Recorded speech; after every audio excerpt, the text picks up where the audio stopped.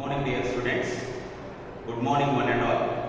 Today we are going to start a new chapter from human physiology, that is locomotion and movement. We need to understand the two terms, what is locomotion and what is movement.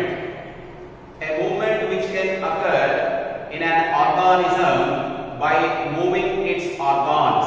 For example, you just understand, just I am moving my hand. So without displacement in an organism, just moving of body particles is generally called as movement. Whereas if you see the locomotion, the displacement of the body from one point to another point is generally called as locomotion.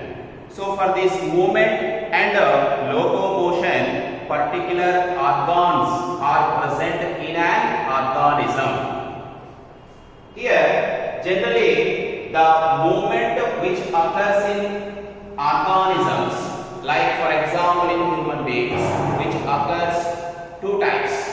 One is through non-muscular movements and second one is muscular movement. Very simple. Here, muscles are not involving in non-muscular type, where muscles are involved in muscular type of movements. First, let me consider the non-muscular type of movements, which we can classify into three types. One is pseudopodial, second one is ciliary, third one is flagellar. These are the three types of the movement, the organs which are helping for the movement in organisms. First one is pseudopodia. What is pseudopodia? The plasma membrane of the organism. For example, in unicellular organism, the body which is extended through its cytoplasm in one direction. So pseudo means false, poda means leg. The false leg, the extension of the body through its cytoplasm, which is forming pseudopodias. Generally, we observe in single cell animals like amoeba. So, the same type of pseudopodia movement also occur in human's body. For example, the macrophages. The macrophages are the type of leukocytes, WBC cells.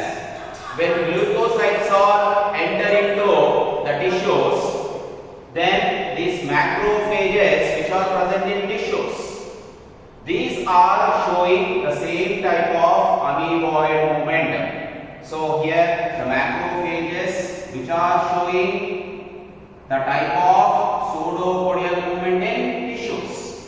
So like the leukocytes present in blood, they are also showing this amoeboid type of movement. Generally, for this amoeboid type of movement, the cytoskeleton elements which are microfilaments are involved. So this is the best example. The amoeboid movement shown in human's body is macrophages and leukocytes. The second type of the non-muscular movement shown into organisms. The second one is flagellary movement. Generally, the cilias and flagellars are outgrowths of cell membrane. These are the outgrowths of cell membrane into an organisms. For example, the flagella. What is the use of flagella? Where it is present? How good it is helpful in human beings? For example, if you see the spermatozoa, the structure of spermatozoa which consists of head region, middle piece and tail region. The tail region which is helping for swimming, which is nothing but flagellary structure. So the flagella present in spermatozoa which is helping for swimming movement. And second one is water canal system present in sponges, which consist of choanocytes, the inner choanocytes which are having these flagella. The flagella consist of choanocytes present in sponges which are helping for flagellary movement. So these are helping for gathering of the foods. So this is about the two most important examples. One is spermatozoa for swimming movement and water canal system in sponges through oocytes, which consist of flagella. The type of movement is called as flagellary movement.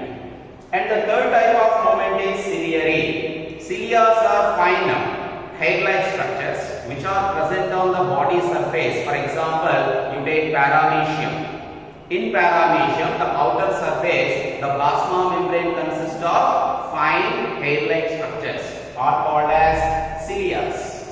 The same cilia which are present in the hollow spaces into our body, which is helping for the movement of the particles into hollow spaces. For example, the internal tubular organs present in our body. Can you use some example? Here, the trachea we can take, the foot pipe, the windpipe we can take. Into windpipe, whenever we respire through the air, the dust particles also there is a chance to entry. So these dust particles never rushes into the lungs because of the reverse expulsion of the gases, especially dust particles are removed from the trachea with the help of ciliary movement. And the one more example, the hollow spaces present in human female reproductive tract. For example, fallopian tubes.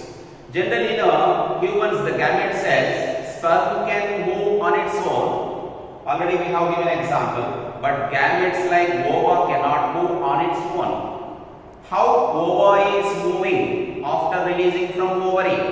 With the help of ciliary movement, the ovary, after releasing ova from ovary, the ova is pushes into the fallopian tubes with the help of cilia.